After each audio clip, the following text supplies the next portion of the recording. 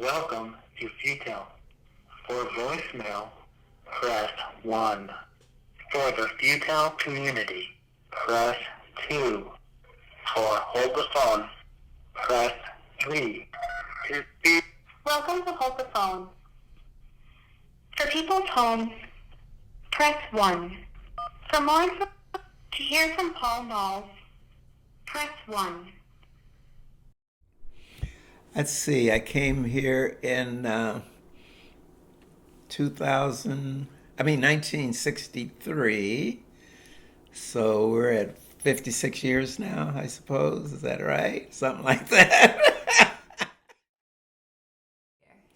I was looking to go into business and I thought I wanted a nightclub. So I was able to come down and look around to see if there was a nightclub for sale. And I did, and I happened to find one. I open at 11 o'clock every day. We open 7 days a week. The place had to be cleaned up, so I had to get there earlier to clean it up because I didn't have anybody to pay anyone to clean it up. My bartenders would arrive. One bartender at daytime, she would arrive at 11 o'clock. Her shift was from 11 to 7. And my job is to get the cook come in. The cook already be there because she's going to prepare food for lunch. And then you serve lunch. After lunch, you go and usually go and buy supplies. Then you try to get everything set for the crowd at 5 o'clock, the ones that are getting off work. And you have your happy hour. After your happy hour, you go into your nightclub scene, making sure the musicians are there and the entertainers are there and all the things you have to do. You got to go to the liquor store, pick up the liquor. You got to get the food supplies and get all kinds of things. And then you get ready for go in and put on my tuxedo and greet the people. And so we had a show at 10 o'clock and then one at 1. And that ran right into the closing. So we had a good thing going. Cotton Club closed because Dr. King got killed in 1968, and I had the best of both worlds. Doug Baker used to work for the Oregonian. The Oregon Journal was the afternoon newspaper of the Oregonian, and he would write about one of our shows, and then white people just flood the place at night, and then they come for the first show, blacks come for the second show. Had the best of both worlds. When Dr. King got killed, the whites stopped coming because the blacks was there, and the blacks stopped coming because the whites was there. So that left me in a situation where I had, just a scarce amount of people coming in, and you need a lot of people. You got a business with a restaurant and everything. Got your monthly note.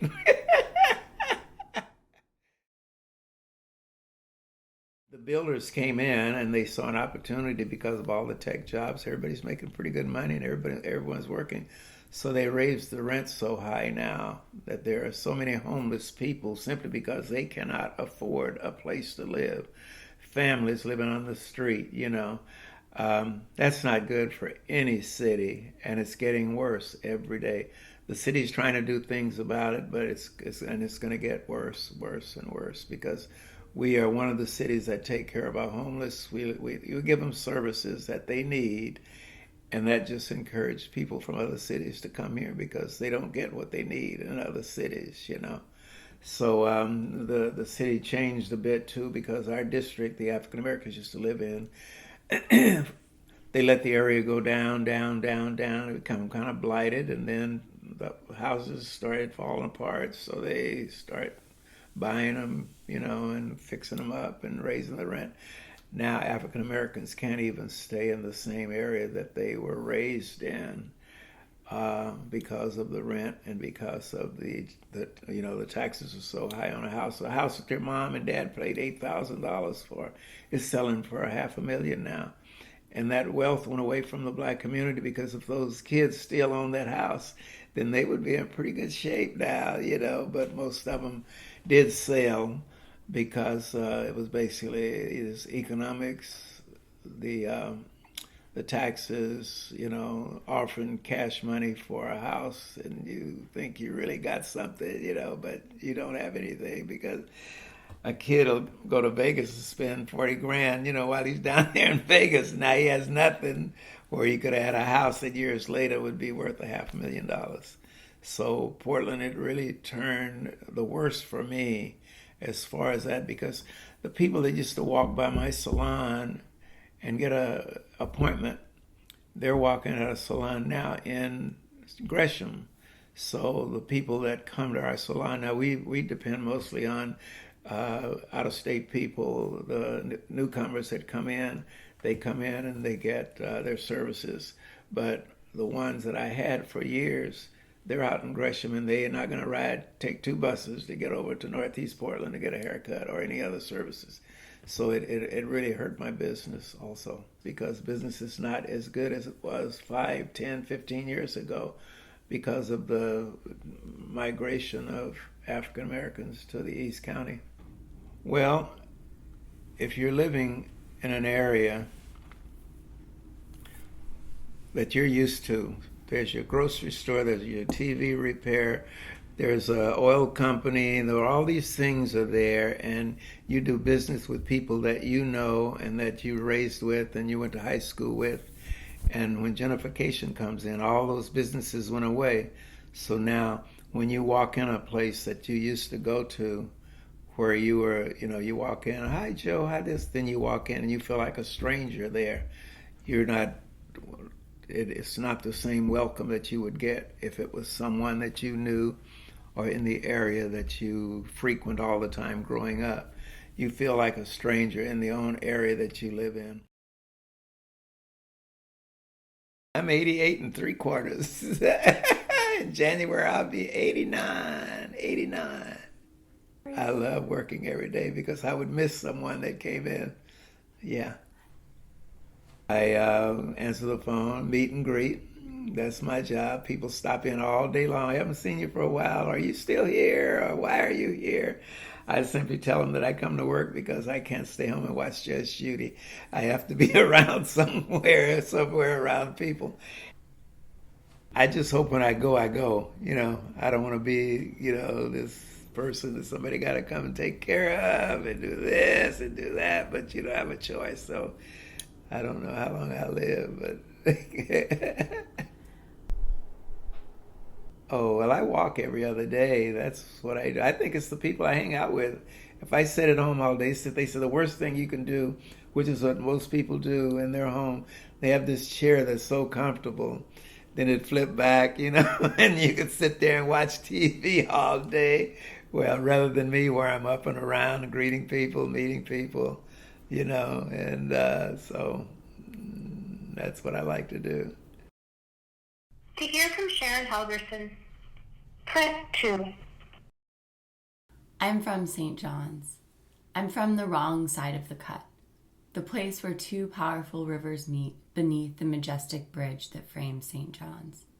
The same bridge my mother threatens to jump from when I misbehave. The same polluted rivers that tempt me on hot summer days. I'm from the working man's end of town, where the drums of the Salvation Army band on the corner drown out the Western music blaring from the beer joints. I'm from smoke of the mills, of ship horns blowing in the quiet of night to signal the bridge tender, a place where men carry lunch boxes and women wear house dresses. I'm from World War II, March of Dimes, paper drives, rations, and 3 Roses whiskey. I'm Pug, the skinny girl with freckles and braids named for her twin in the funny papers. I'm the first grandchild, backward, awkward, and mismatched, entertained and spoiled by bachelor uncles who smoke Camel cigarettes and shoot craps at family gatherings. I'm from Saturday matinees with Filipino babies impaled on Japanese bayonets, Sunday drives with Japanese children playing behind barbed wire. I'm from double bubblegum, penny licorice, roller skates with keys, and handball played off the bricks of James John's grade school. I'm from skinny legs with skinned knees, barefoot in the dry summer grass, barefoot in the warm summer rain, of robins and earthworms in the newly spaded garden.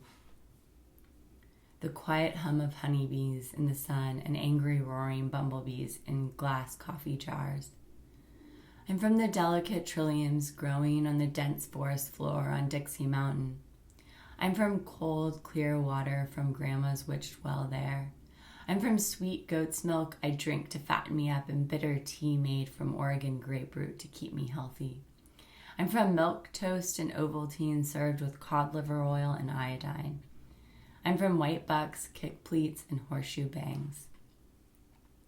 I'm from Western swing played on the polished Philco console on Saturday afternoons while supper cooked. Playing again on Saturday nights with grown-ups dancing on the faded linoleum floor. Songs and guitar music playing as fast as the alcohol, all seen from behind the cracked bedroom door. I'm from summers spent in saltwater and sand with tide pools of starfish and sea anemone which close at the touch of my toe. I'm looking for agates and swimming in the surf. I'm fishing for shiners from the mooring basin and waiting for the changing tide.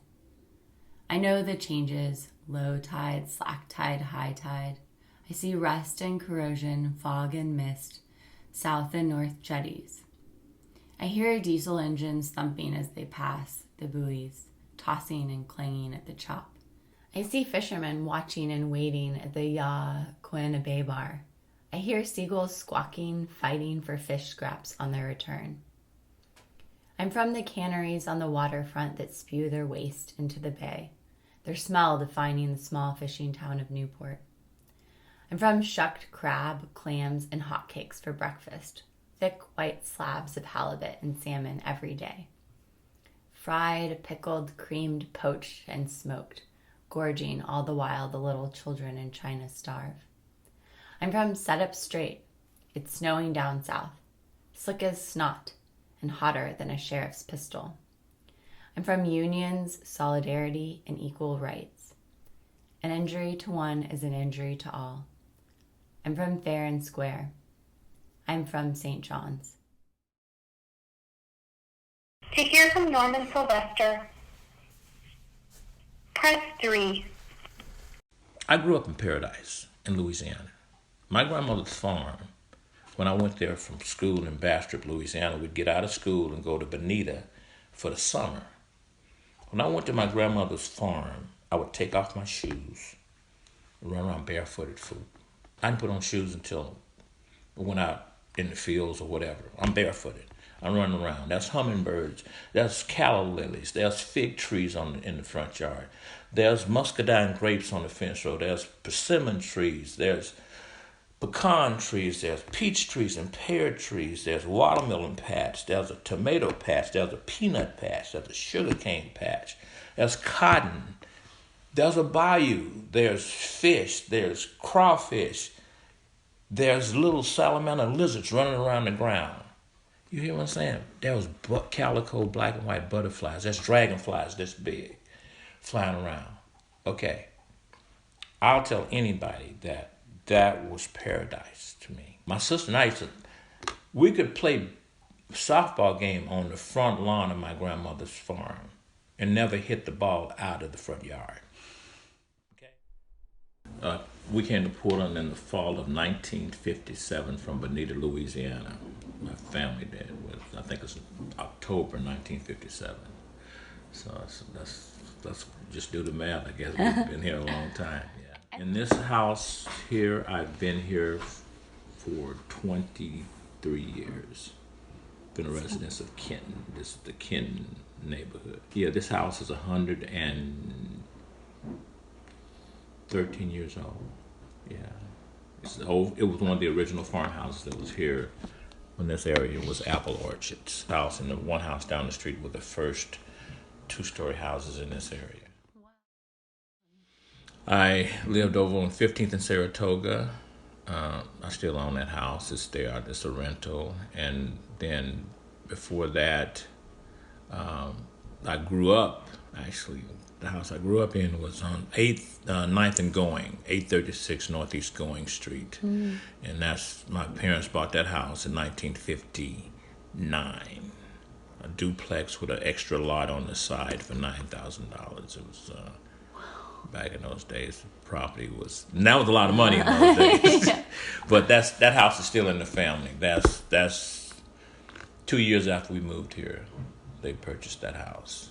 So that house is probably my longest history of residence, because my sister lives there now and she owns it. And we all still gather there like we did when my mom was alive. Carry on that family tradition for holidays and birthdays to gather. And that's a tradition that came from my grandmother in Louisiana. We did the same thing there. So that tradition has been with me for 71 years. That's my life right there, together with the family on special days at the family home. Well, home is what you make it. You know what I'm saying? I cried when I left Louisiana. I got on the Union Pacific train and rode across the country. I saw my first canyons. I saw my first mountain peaks. Union Pacific Vista Dome train, and didn't know where my journey was taking me to Portland, Oregon. 3,000 miles away from Louisiana. Family turned out to be, the happiness was that my family was here. So that's home. I had a situation the other day where I cried. I was driving down Alberta, and Coast Janitorial on 7th and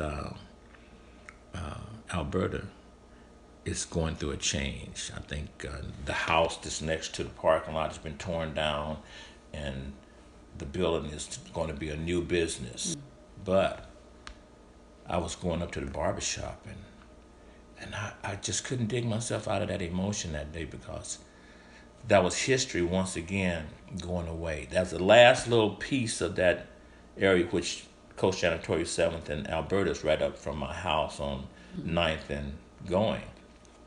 The family there, Henry Daniel, Manuel Scott, these are Scott brothers, Albert Scott, Sam Scott, Terry Scott, who I went to school with. This was a family business. When I started at my trucking company in 1968, I had four kids. And I worked 8 hours at the trucking company. I'd come home at 4:30. 6 o'clock, I'd go down to Coast Janitorial and pick up a truck and go out and do janitorial routes. They only had 3 trucks. They grew so big that they had a contract with NASA in Florida. They had downtown high-rises. And to see that business go away and that corner be changed forever, that's one thing elderly people have to face. To see that eraser board of their life as things change over the years, and all that building go away, it's just what made me cry. Because we can't stop the corporate wheel from rolling, but we can stop the eraser from erasing. When I came to Portland, Oregon, 57, Williams Avenue was a booming strip. Afro-Americans, open produce market, barbershops, Chinese restaurants, shoe stores, clothing stores, you name it. Two-way street, cool cars, nice dressed people, up and down that avenue. When I drive on Williams Avenue now, I can close my eyes, and I don't when I'm driving, of course. But if I did, in my mind, I can see that still. When I go by Unthank Plaza and I look at the Urban League, I see Citizens Restaurant right there where the Urban League is. That's where it was. In that corner right there where the bus stop is, I see it was a cleaner's there, and behind that was a barbershop where I got my haircut, my first haircut in Portland, Oregon. I see those things in my mind. As I walk through my neighborhood on 9th and Goins, and I say I walk down the street, as I pass the old houses to where kids ran out, when I was going to Jefferson High School, walking down the street, we walked to school every day. I can look at that house and can hear those families call my name because I remember the mom and dad and the kids' name. That's what elders still have in them. And that's why the storytelling is so important. That gives you that, what happened from here to there. It's just like a scientific study.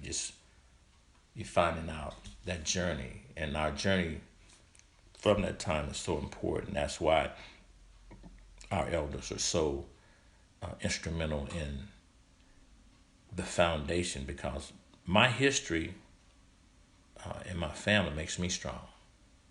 You say, well, how do you get to be the person you are? Well, my family history, I carried it inside of me.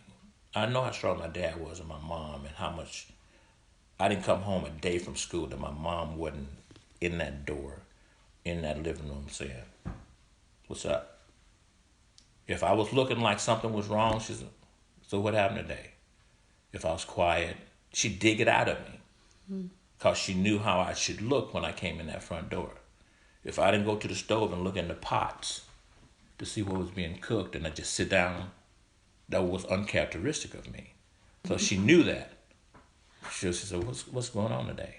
You know, so those are the things that elders are intuitive over the years. They've done it all. We make our happiness. You know, we create our happiness. There's an inner voice in us that tells us everything that we need to know. We just have to listen to it sometimes. It tells us when to go, when to stay, when to rest. And it'll say to you, you don't need to go to that party. And you'll go anyway, and then you'll be trashed the next day. And you say, I should have listened to, you know. So that's something speaking to us all the time, so we have to learn to listen to that. I was trained to listen to it. My grandmother was a healer. You know, she was a midwife. She delivered children all over the northern Louisiana in the countryside, and the average family in the countryside was 10 kids. So Mama Lula, who was Miss Lou, come now. I think it's time. I know it's time. And boy, she'd run off, and I'd see a guy driving 50 miles an hour down this dusty country road with my grandmother in the car with her little black bag, and she'd be gone for overnight sometimes 2 days, you know, depending on the birth. And she always told me that listen to your soul. Is something speaking to you all the time. I've listened to that. I mean, I think everybody should. The whole thing about our scene today is that we're so busy, we don't really stop and be quiet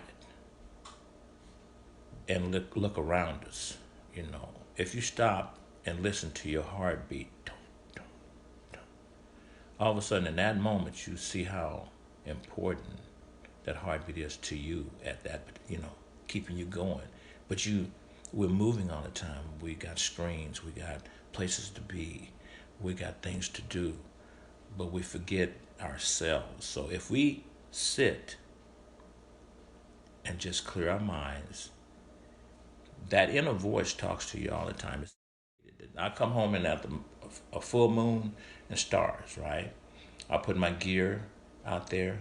I take and cut off my exterior lights, and I'll sit in the yard, and I'll look up at that moon and those stars. That takes me back to when I was a kid in Louisiana, when there were no street lights. And the sky was a masterpiece of stars. You know, in the city, we don't appreciate those little things sometimes that we need to just stop, look, and listen to, you know. I think that being quiet, you know, we are so busy, individuals are so busy. If we just took the time to be quiet. Okay, say you're in an environment where you got roommates and everybody goes to bed and it's quiet. Just sit and just reflect. Okay, now, don't reflect on how much money you got or whatever. Just reflect on the goodness of your life. Now you're opening up your mind to you. These are you thinking of the things that made you happy. Okay? So now you're able to recognize what pleases you. We don't absorb enough of our inner innate feeling, energy that lets us know the truth of us, ourselves. So that's why we got to be quiet sometimes.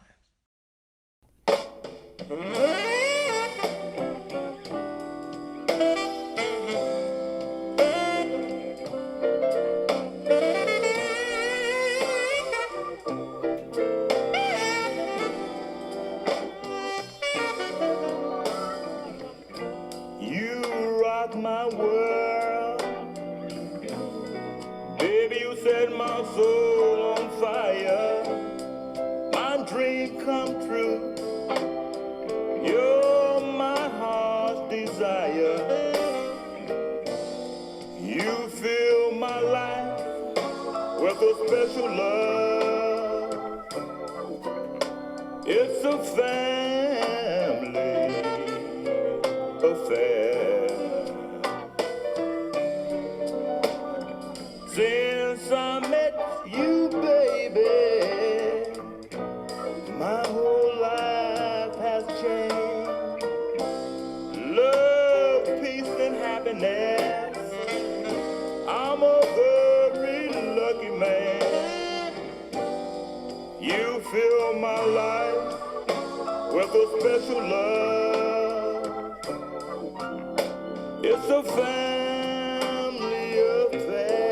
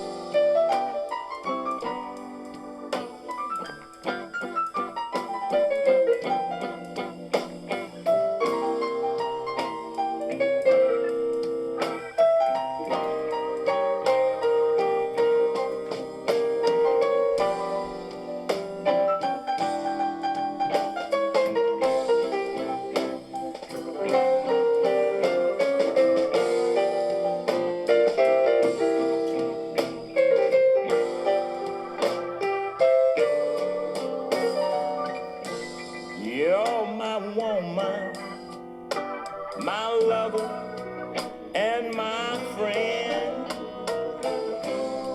I'll stand by you, baby, through thick and thin. You fill my life with a special love. It's a family affair. You're a special woman, a gift from above. You fill our home with family love.